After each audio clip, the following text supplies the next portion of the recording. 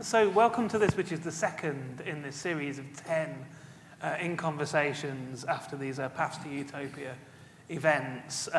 We're here to talk about We Account the Whale Immortal, which is the installation downstairs that I just mentioned in the Indigo Rooms, and also this performance that you've just seen tonight. So I'll just very briefly introduce the four panelists. Starting from my left, your right at the end, is Dr. Edward Sugden, who's a lecturer in American literature at King's College London, working on time, space, and utopia in the Americas. Next to Ed is Jessica Sarah Rinland, who's an artist and filmmaker whose work was shown internationally, winning numerous awards. Natural history, science, and the use of celluloid are recurring themes. Next to Jessica is Philip Hoare, who's a writer, broadcaster, and curator. His book Leviathan, or The Whale, won the 2009 BBC Samuel Johnson Prize for non-fiction, and he's also the author of the amazing The Sea Inside. And directly to my left is Richard Sabin, who's a collections manager of vertebrates at the Natural History Museum, and with particular interest in cetaceans. And to begin with, I didn't say who I was. My name's Neil Denny, and I'm the presenter and the producer of a radio show called Little Atoms, and recently the interviews editor of Little Atoms magazine. And now that's out of the way, I'm going to ask our four panelists, all of you, if you will. We'll start from Ed. How did you get involved in this project?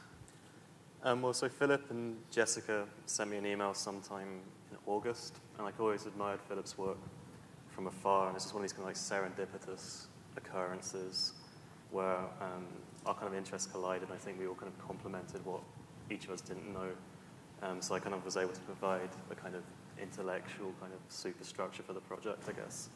And when I got that email, it was just kind of, just one of those like kind of godsends, really. It's like I tried to be coy and not reply for about, an hour or so. And then I was realized, like, okay, well, I'm not going to play hard to get on this. So it's like, just get it straight in.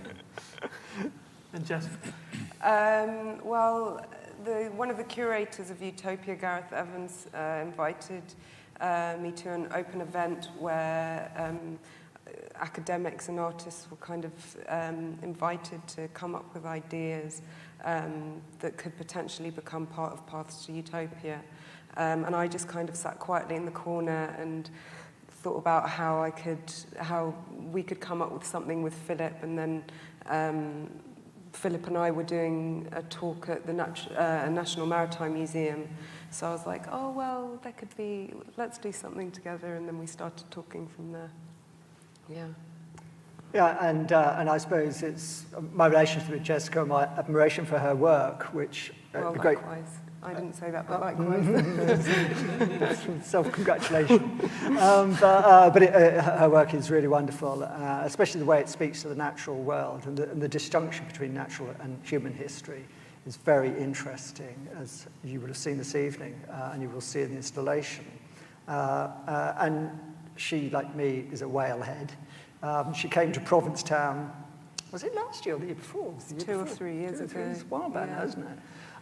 Which is my great whaling ground, seeing them, not getting them.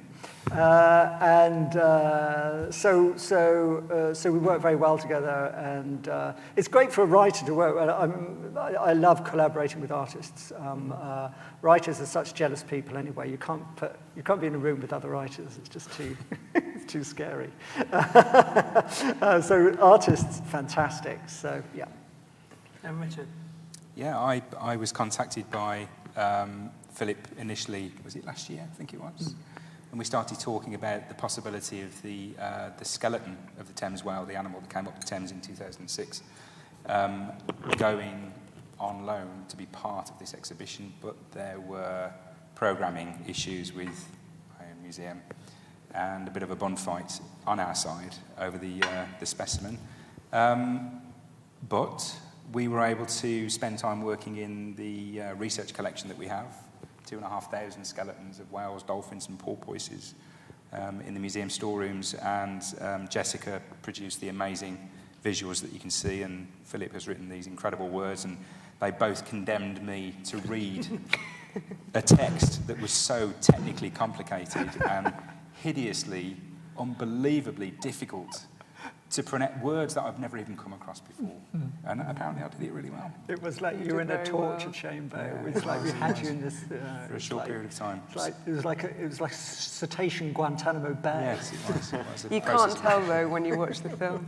But It sounds beautiful. ultimately was a really satisfying experience, and I think the results speak for themselves. So ultimately, where did this idea come from? One of Wales got to do with Utopia. Philip, you go first. Everyone looks Don't over ask at me. Philip. Nothing to do with me.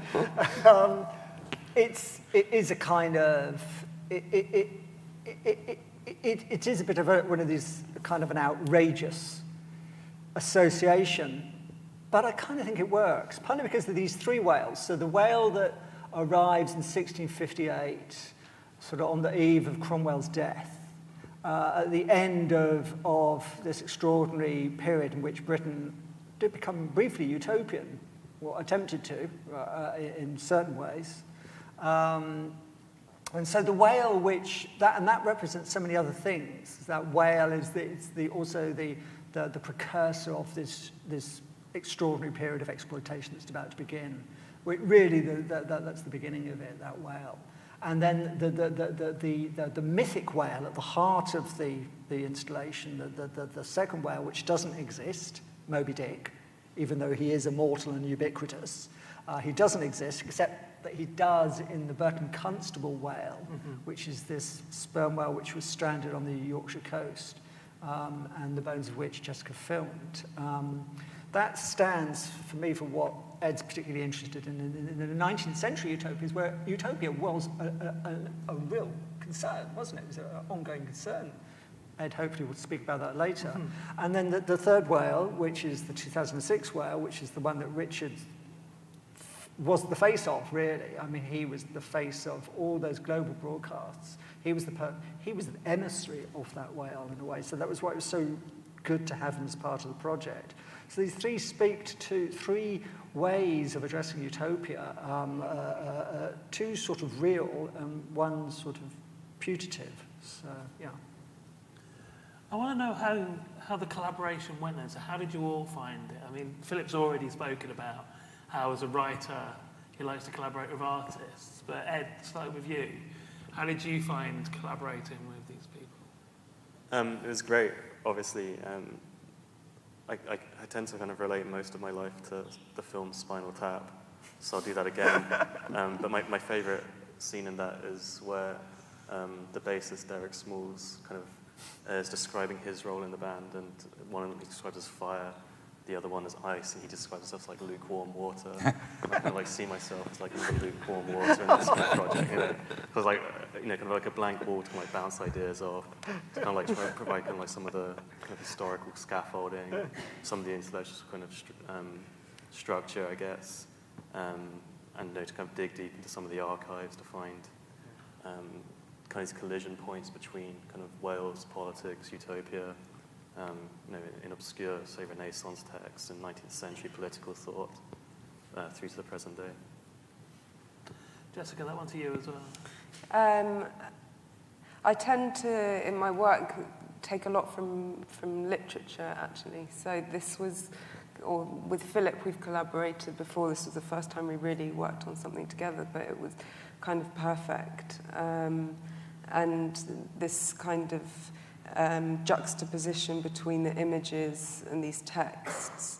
And also just Philip, generally, the access to, for instance, the Natural History Museum and the Royal Society and these places that he has history with. So it was great in that sense as well. And like walking along South Bank and finding bones was a really beautiful day that we had. So it was, yeah, quite a great collaboration.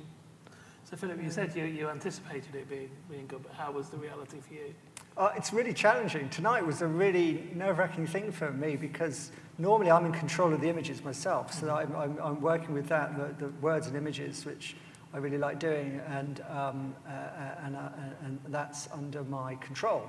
So it's quite daunting to work with someone who's not only in control of the work, but is also an artist, and an artist with a real vision, a really strong aesthetic vision, but also a literary. I mean, because as Jessica says, a lot of work is to do with literature as well.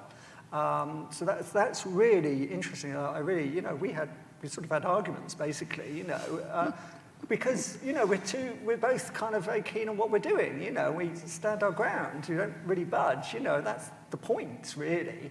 So it was really interesting experience for me and also, I mean, just the funny thing is, you know, walking around with Jessica with her Bolex, she's such a magnet for men of a certain age. Because as soon as Not me, the Bolex. The Bolex, sadly. Literally, you know, you just hear that word, and suddenly, like, out of nowhere, come middle-aged men. I thought it was the same man every time, though, because it was... You know, complete, you know, oh my God, you know, I had one of those. And then this chap came up to us on the South Bank, and he was a Marine. He'd been up the Amazon. With a Bolex. With a Bolex. Yeah. Filming up the Amazon, you know, because of course the thing is they're analog, truly analog, they're clockwork. You know, they're a clockwork film, you know, so you can go up the Amazon with one of those films, you know, with those cameras. So it's great fun working in that way. So Richard, I mean, you already mentioned the readings, but what was it like working with, you know, these people from different disciplines? I've worked with Philip before. We've collaborated on things, and I was fortunate enough to be contacted by Philip when he was preparing Leviathan, and you know, was able to provide some information from the collections and the archives and so on. So started to build a relationship there. It's always an incredible pleasure to work with people who appreciate science, but appreciate science in all of its many facets. So there's the hard science, there's the accessible science, there's the exciting science, and there's the beauty in science as well.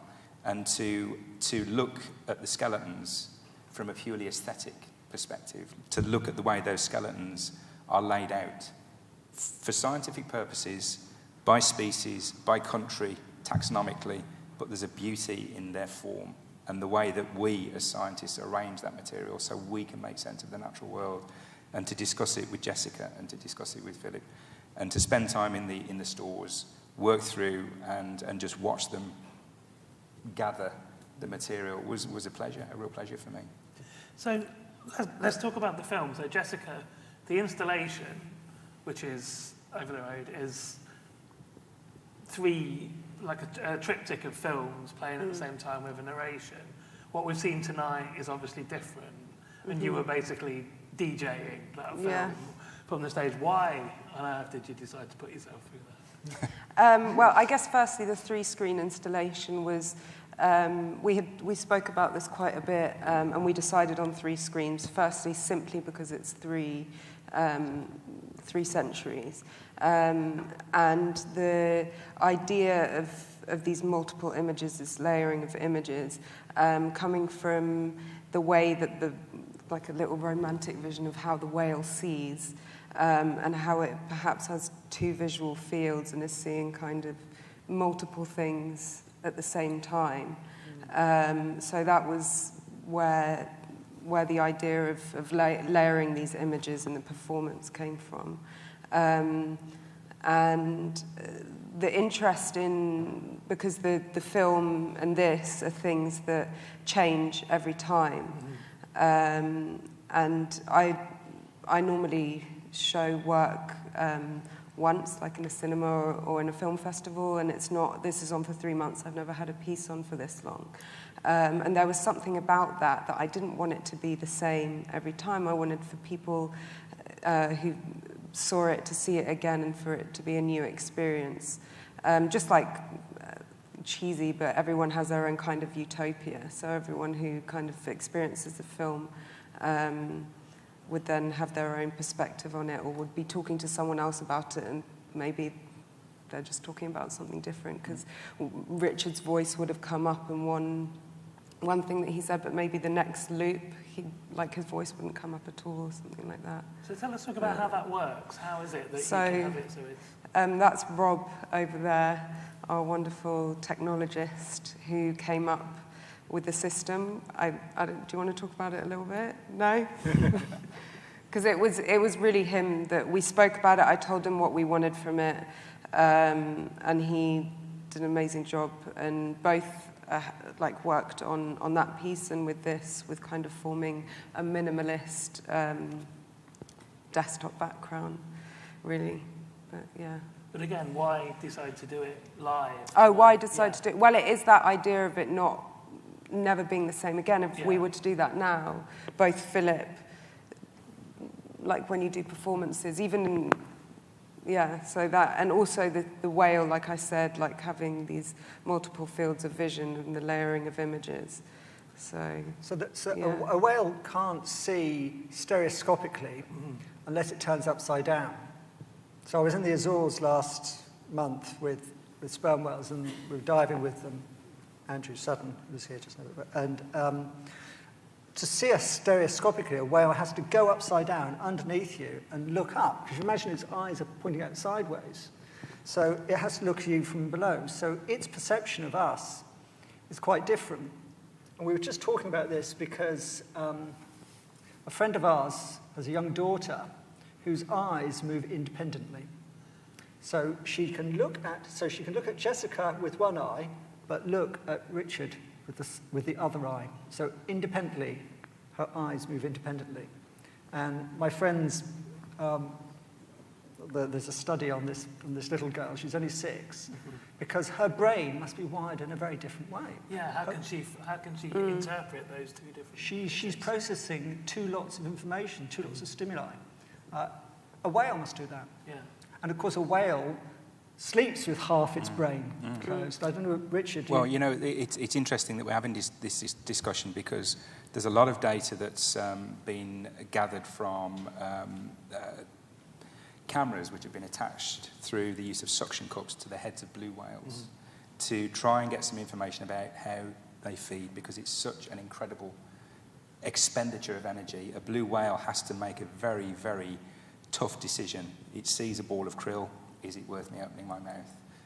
The act of opening its mouth, it creates such an expenditure. It has to be worth its while, And these cameras have actually shown that a blue whale, when it sees a ball of krill, if the krill is worth opening its mouth for, it just doesn't just swim up and open.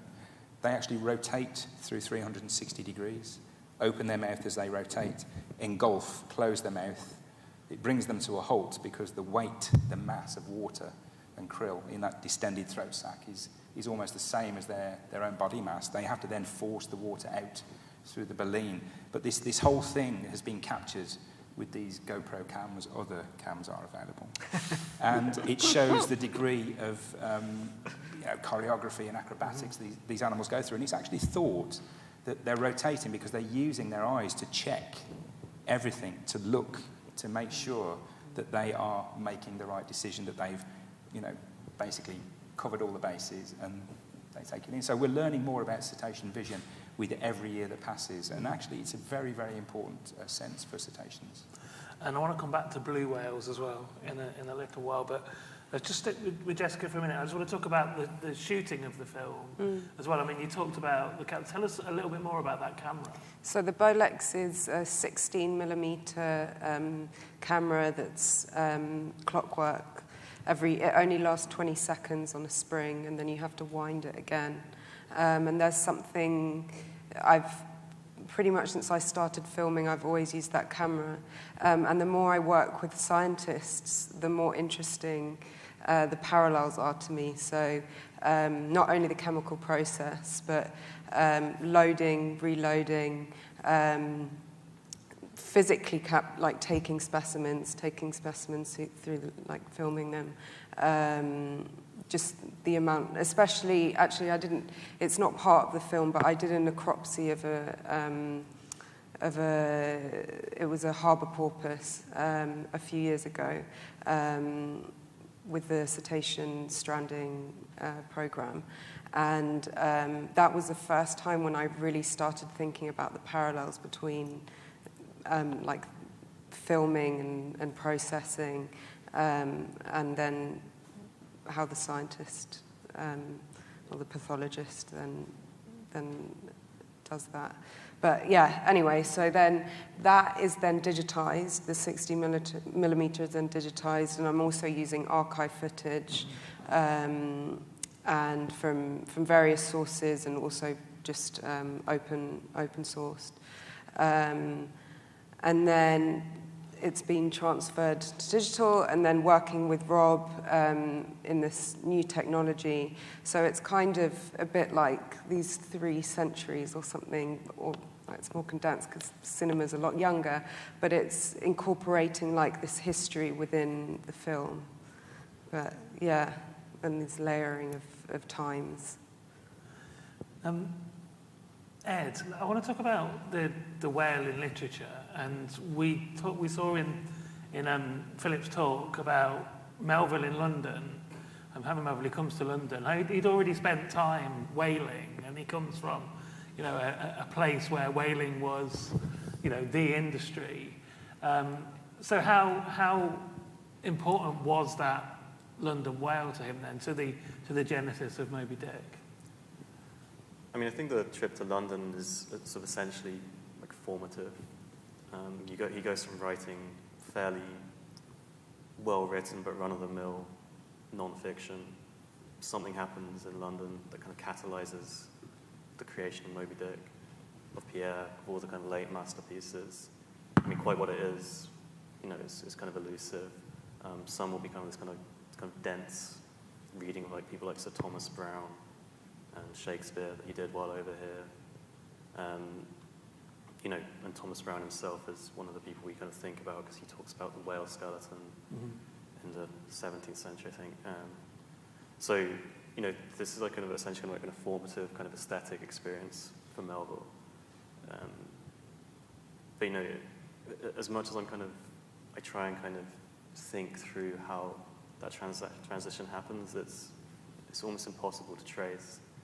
Melville describes it as kind of being like alchemy, and that's essentially what kind of happens, I think, in 1849. Melville's mind kind of changed from base metal into gold, and for whatever reason, it was kind of linked to this kind of 1849 moment in London. I mean, part of me also kind of thinks, if we could for the kind of political narrative of this, 1848 is also the year of revolutions across Europe as well, of which London is kind of slightly shielded from because of the kind of lasting kind of conservatism of living on an archipelago, I guess. So I kind of wonder if there's that kind of that kind of political radicalism kind of permeates in and kind of translates in kind of a more general aesthetic kind of. What about the experimentation. whale, the idea of the whale, and I guess whaling as well, obviously, in the formation of... I mean, we're talking about a time when Melville's writing, there's not really an American literature at that point. There's not really something that you can sort of describe as an American literature just yet. But how formative is that, you know, is that industry in the beginnings of American literature?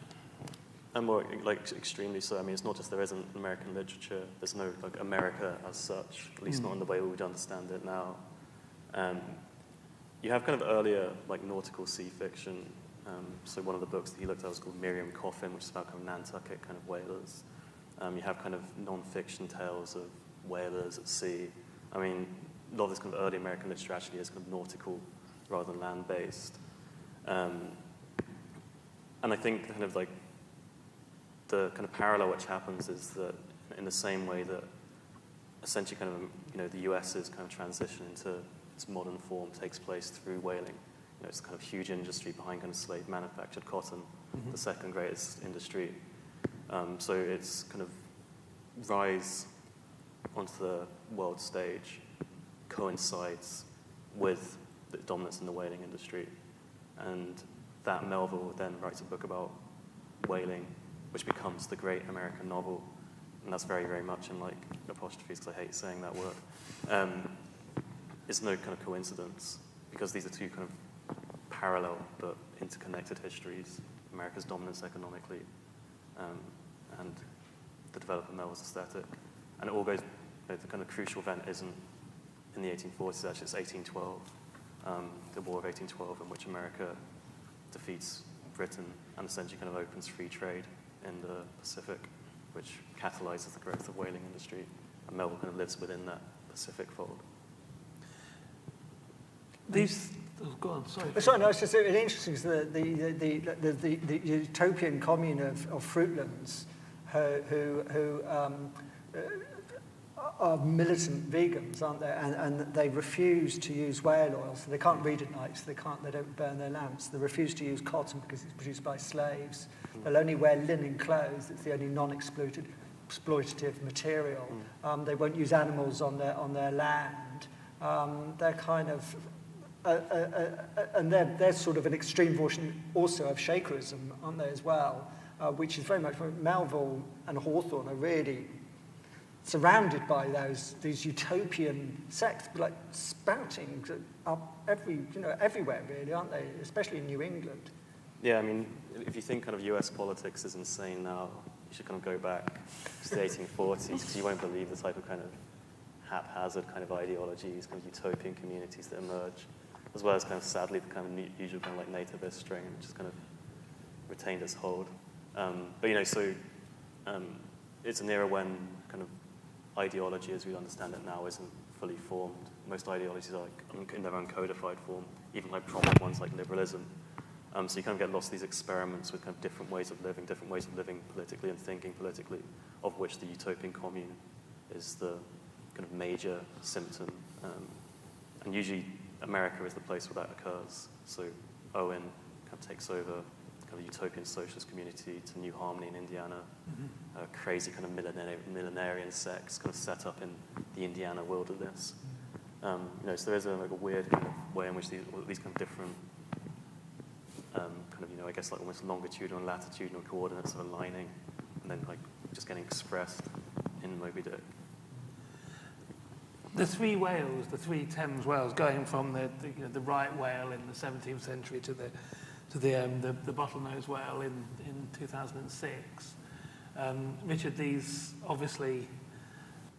three examples, they span I mean, Philip talks about this in the piece, but they clearly span our changing attitudes to whales. Yes, they do. And gosh, there's so many things we could discuss. The Thames itself, the nature of the Thames, the freshwater nature of the river down to Battersea and then brackish to Gravesend, and then beyond Gravesend the salinity increases to the sea. And so you have different communities of fish and other marine and freshwater organisms, and occasionally you get these incursions from the sea, these animals that just shouldn't be there. Sometimes it's fatal for the animal. Other times they come, they see, they look, maybe they taste, they don't like, they go back. You know, sightings of marine mammals in the Thames estuary have increased in recent years, partly as an artifact of increased reporting, but also generally it's thought that the conditions in the Thames and the estuary are actually better now because of controls and conservation measures. Certainly things like anthropogenic noise, there's a lot more of that around now, and you know, that has an effect. But going back to 300 years ago, and these records of whales, dolphins, killer whales, I find them fascinating. We've been actively recording whale and dolphin strandings around the UK through the museum since 1913. But these reports from literature tell us about big exotic species, what we now consider to be exotic species, appearing in this river, in the Thames. And things like killer whales, right whales, it fascinates me because I'm sure that if we were to tie in those data with other data which are now becoming available to us, long-term climate change data or long-term climate data through sea surface temperature, phytoplankton, a whole range of other things, we can probably see that there are reasons why those communities, and they are communities, and this is the other really interesting thing which I'll come on to, these groups, these communities of things like killer whales are appearing. They're following their prey. You know, the whole food chain is shifting. Perhaps there are changes in water temperatures, and you know, these are things that need to be looked into. So there's probably a scientific basis that we can use to sort of explain the presence of these animals. Certainly with the right whale is absolutely fascinating. The animal that we pulled out of the Thames, what we call the Greenwich whale, which we pulled out of the Thames in 2010, found by archaeologists who are watching construction work at Bay Wharf near the O2 in Greenwich. Foundation piles were being pushed into the mud of the foreshore of the Thames, and big bones appeared. The archaeologists panicked a little bit. They're not normally prone to do that.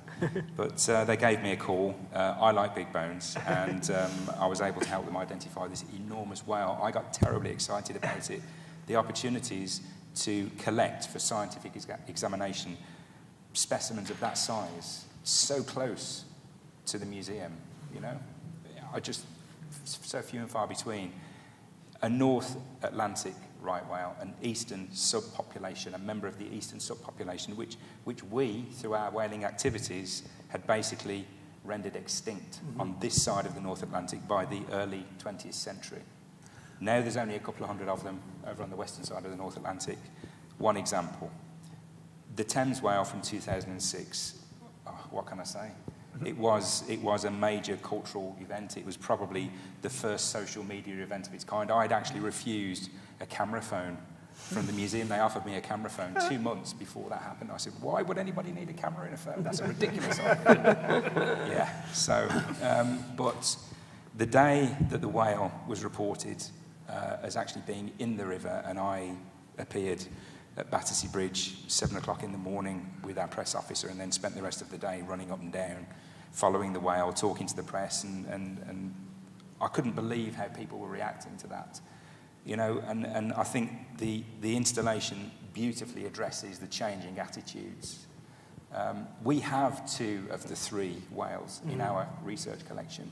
You can see the physical action of humans on those bones. You can see from the animal from Bay Wharf, which we've dated to roughly the sort of late 16th into the 17th century. You can see cut marks, you can see the marks from gaff hooks, you can see all kinds of defleshing activity. On the Thames whale, the specimen from 2006, beautifully prepared using enzymes, delicately prepared using enzymes from a commercially available washing powder. I won't say which washing powder, but... Other washing powders are available. Other washing powders are available. But both have scientific value, incredible scientific value. The specimen from 2010, the one from Bay Wharf, it was a headless skeleton, no skull. The likelihood is that the head was removed because of the value of the baleen, the oil content and so on. The skeleton was actually found tail first up the slope of the foreshore. It had been pulled up and then left to, defleshed and left to sink into the mud. Remarkable, our attitudes have changed over time, but our knowledge our knowledge is changing with every month that passes. We can apply the term whale and dolphin, cetacean communities, culture, cultural evolution, individual behaviour, language, unique language. Sperm whales, groups of sperm whales that live in close proximity to each other, use different coders of clicks, different language to communicate with each other. They won't communicate between groups. They won't interact. They have their own forms of behaviour to hunt and so on. And they teach that to their young. Killer whales, exactly the same. Huge amount of cultural diversity. You know, and really the only other parallel that we can find is the human species. I don't want to overstate it. There's still a lot more work to be done, and I don't want to anthropomorphise, try hellishly not to do that. But it is remarkable, actually, what we're learning. They're not using camera phones yet, though. Not quite, not yet, no thumbs. That's the problem. I was going to say, you answered this question in talking about that absolute devastation of the population of the North Atlantic right whale, but just remind us why the right whale is called the right whale. Purely and simply because it was the right whale to hunt. It's as simple as that. Incredibly buoyant, loaded with oil. When it's resting at the sea surface, more of its body is visible above the waterline than any other species. And so it was easy pickings for the whalers. So it was called the right whale to hunt. So ironic. Yeah. Philip, I mean, I don't know how familiar people are with the fact that you're a sort of semi-aquatic animal yourself, which you could tell us about in a moment. But I want to talk the whale. Obviously, you've written, a book about the whale and another book that features whales quite heavily. The whale itself is obviously quite central to your work. Yeah, I mean, I suppose, like lots of us, when you're a kid, whales are living dinosaurs. I mean, Richard's talking about right whales there. I mean, we see right whales now, the relic population that Richard's talking about off Cape Cod. And it is like seeing living dinosaurs. They're very strange, big, charismatic megafauna. They are extraordinary animals. And so when you're a kid, the notion that these animals are still alive seems amazing. And of course, it was Richard's establishment who introduced me most forcefully to the whale than most people in this room. I'm sure their first experience of a whale is the replica in the whale hall, which, as Richard will also tell you, is an extremely erroneous and deceptive. There's nothing really like a blue whale. And I suppose what fascinates me is that disjunction between the human cultural appropriation of the whale, what we want the whale to be over the eras, and the actuality of the whale. But I also increasingly now think, and what Richard was touching on there, is what do whales think about us?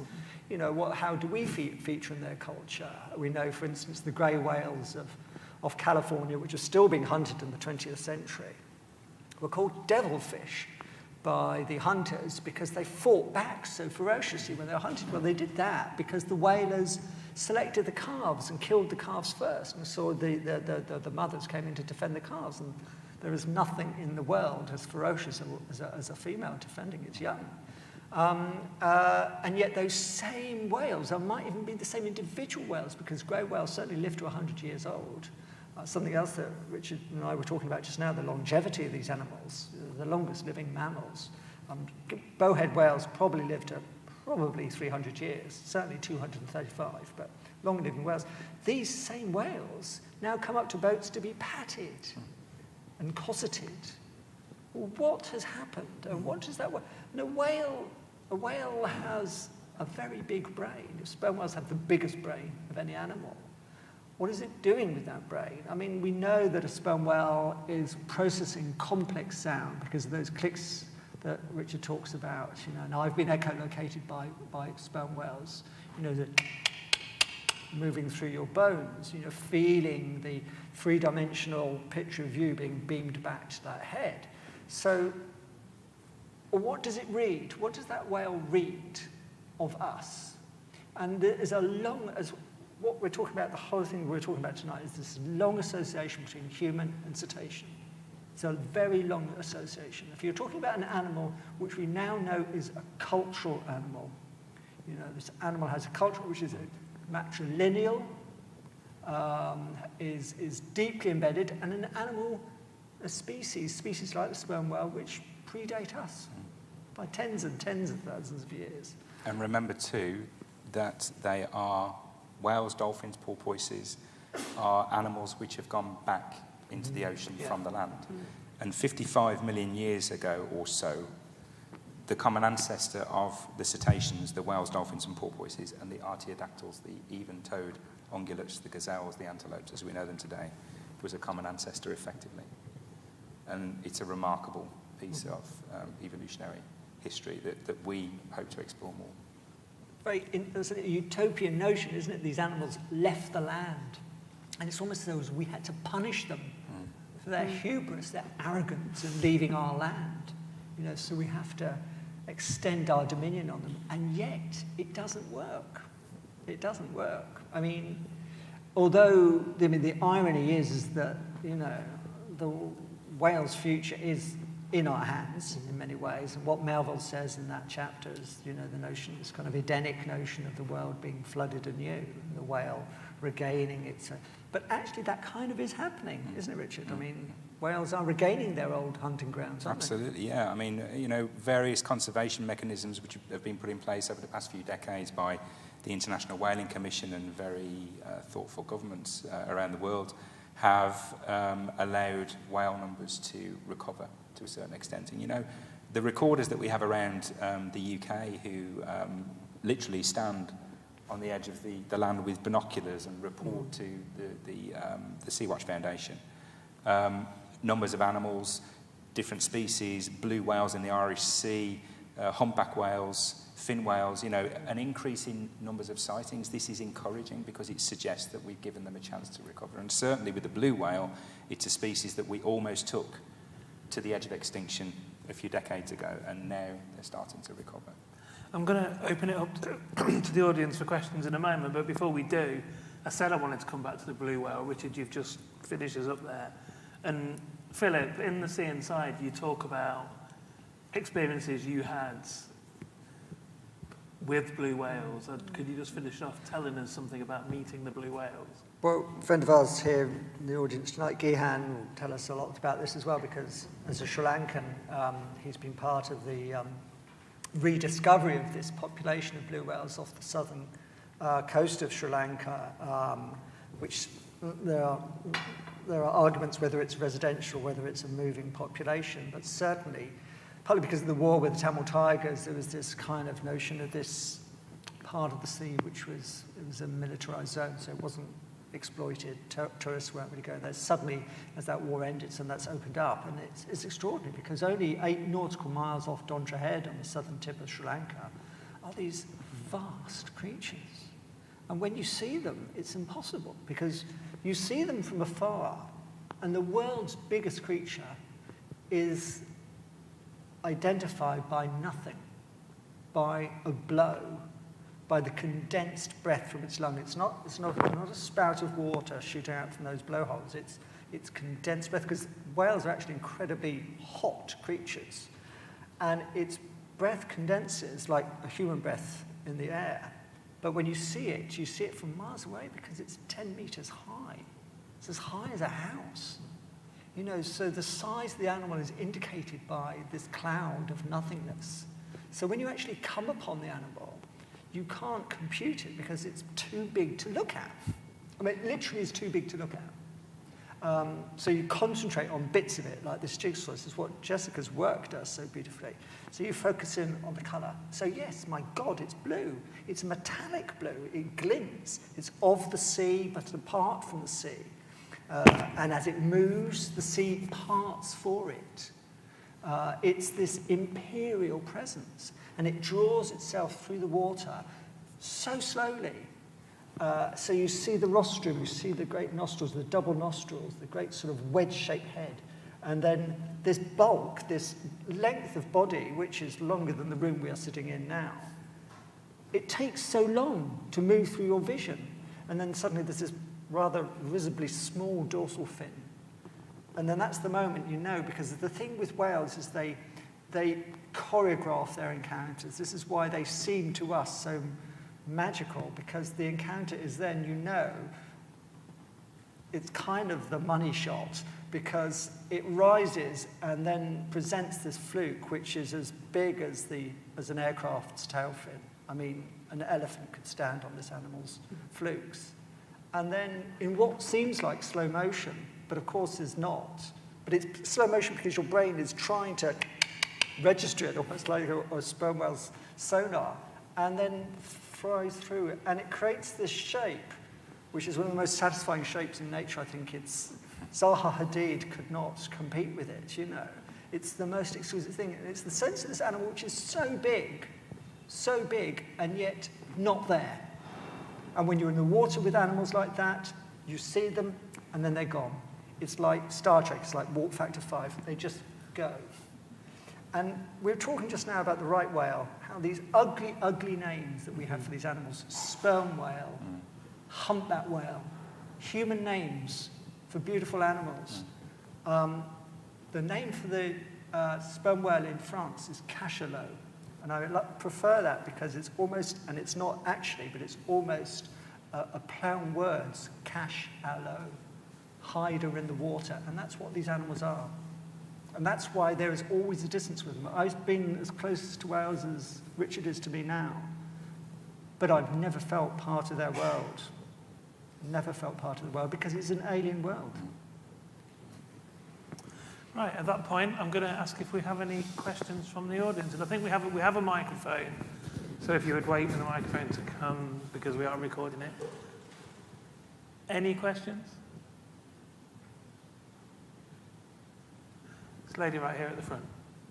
Just bear with for a second. She's bringing the microphone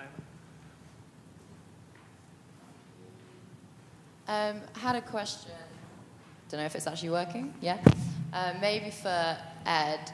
I wondered if you could comment on Wales and politics in a more the contemporary time, and in particular the way that whale welfare has become a real kind of clashing ground for national identity, as some may argue actually almost a Western imperial, our morality is more superior than yours. And yeah, the way it's still very much a global player in national discourses of identity, if you could comment on that.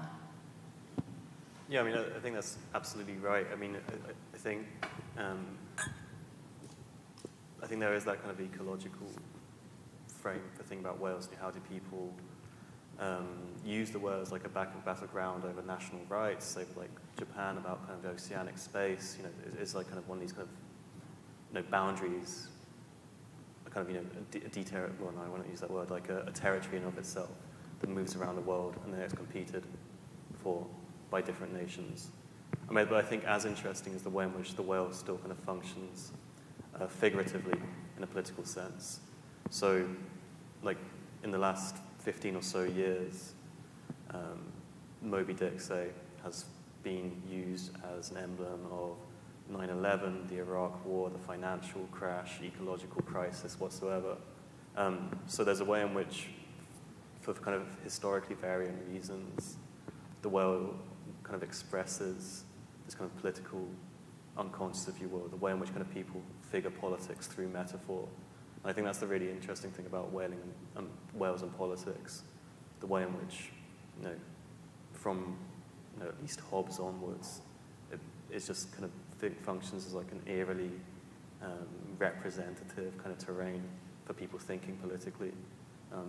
So that, in other words, there's like the metaphorical and there's the kind of the lived kind of contests over whaling rights, say. And there are two video clips that Philip and we should have put them in the performance that we did, but there's one that's the image of a whale on the Falkland Islands, and it has an image on its stomach of the British flag. And then there is an animation from a Second World War documentary that shows Europe as the whale swallowing England. With the swastika on it. So you have Europe that transforms itself into a whale with a swastika, opening its mouth and swallowing Britain. Yeah. The erection are all over the country, and in fact, all over the Western world, of whalebone arches as status symbols at the entrance of people's estates. You know, whatever way they've made their money, to have one of these things was a real expression of status, and quite a hideous one. Another question? Anybody? Right, I'm going to finish up with another one then. And when I was writing the questions earlier today, I sort of scribbled down what seemed to me an embarrassingly trite question about, you know, how can we as human beings now make amends for all of the wrongs we've done to whales over the years. But now, having done this discussion, and we have anthropomorphised them a little bit, but also Philip has talked about sperm whales living to 100 years and living from the era of whaling to the era of whale watching. So it seems to me less trite than it was at the beginning of the day. So how can we make it up? How can we give reparations to the whales for the way that we treated them over the centuries? How should we behave better to the whales? Richard? My goodness me, just leave them alone. Just leave them be. You know, they've been fine for millions of years until we came along and started to mess things up. You know, whales don't recognise borders. They have their own territories, they have their own societies, they have their own culture, but they don't recognise the marine protected zones that we set up. They don't recognise international marine territories. They don't know what's going on with the South China Sea right now. They don't know that there's a huge sanctuary that's been set up for them in the Antarctic. They will be what they are, they will do what they do, and they will follow the food wherever it goes. They will be in the parts of the ocean that are most suitable for them. I think we just have to stand back, let them be, but learn from them and learn about them. And they've got such lessons for us. You know, I mean, whales, especially the toothed whales, the odontocetes, can only live socially. They are entirely social animals, aren't they? They are individual animals, which, especially we know certainly from dolphin and orca, have signature names for themselves, signature whistles. They identify themselves as individual, but they are collectively individual. They can only exist together. You know, a whale without other whales is not a happy whale. It's an unwell whale. And that notion of, you know, I mean, it's completely anthropomorphic, and the trouble is that when you talk about these animals, you fall into anthropomorphism because they are so close to us. Yeah. They're mammalian like us. They have big brains. They feel grief. They feel love. They actually they think about their own existential selves, to the extent that Hal Whitehead, who's the great sperm whale expert, hypothesizes, rather playing devil's advocate, but hypothesizes they might have developed their own theories of religion. How do you work with? Why should those animals work with us? Well, you know, it's. Yeah. The barriers between us, and Richard and I have been talking about this for a while now, about the barriers between us and the rest of the species on this earth are not so marked as we thought. You know, there isn't this huge gulf between Homo sapiens and the rest of creation. I think that's what Richard speaks to in his work, in his way. Roger Payne has recently put out the Declaration of Interdependence, which is a play on the Declaration of Independence. And it talks exactly about this, of how we are all interdependent, every flora, fauna. And it's a great document to look at. You can look at it online, and he's pretty much taken the Declaration of Independence and taken it over to the natural world. I was just reminded of the article that you put out lately, where you mention that in 9/11 when they stopped. Well, you can talk about it. Oh, just in 9/11 when the shipping lanes between Boston and Europe were shut down, the scientists studying whales in Cape Cod and off New England realised the whales had stopped shouting. You know. So, you know, there are effects, and of course, I mean, it's I know I'm speaking to the converted, but the notion that we are using cosmetics now with microbeads in them, which are insidiously entering the food chain, the marine food chain, and ending up in whales, because whales are at the top of the food chain, but then, of course, in us as well. So the notion that anyone could have ever thought that was a good idea. They could have sat around a board meeting and said, no, I've got this really good idea. I'm going to put miniature plastic pieces in facial scrub. No one thought, well, what happens to that? Well, what happens to that is you become plastic. So, yeah. But you know what? I don't think... The thing about... And that's great working with people like Ed and Jessica and Richard, is that you start to get a kind of quorum of a more optimistic look, because as bad as that situation is, we have what Richard spoke about just now, the notion that these whales are recovering, that we can do good things. We'd all curl up and die if we didn't think we could, especially in the current climate of completely messed up countries, it seems now, in our relationship to the rest of the world. We have to, I think the whale is our saviour in many ways. I think that's a nice optimistic point for us to finish on then. So I mentioned at the beginning that this talk was being live streamed on This Is Tomorrow website, and if you fancy reliving it, or if you dropped off part of the way through it or had to nip to the loo or whatever, give it a couple of days and this video will be live, well, not live, will be up on the King's website at www.kcl.ac.uk /Utopia 2016. Next week's In Conversations will be around the project All the Things You Are Not Yet, with the collaborators Matthew Howard and Karina Thompson, and that will feature embroidery, robotics and IVF. And it just remains for me to say, if you would put your hands together for Ed, Jessica, Philip and Richard. Thank you. Thank you.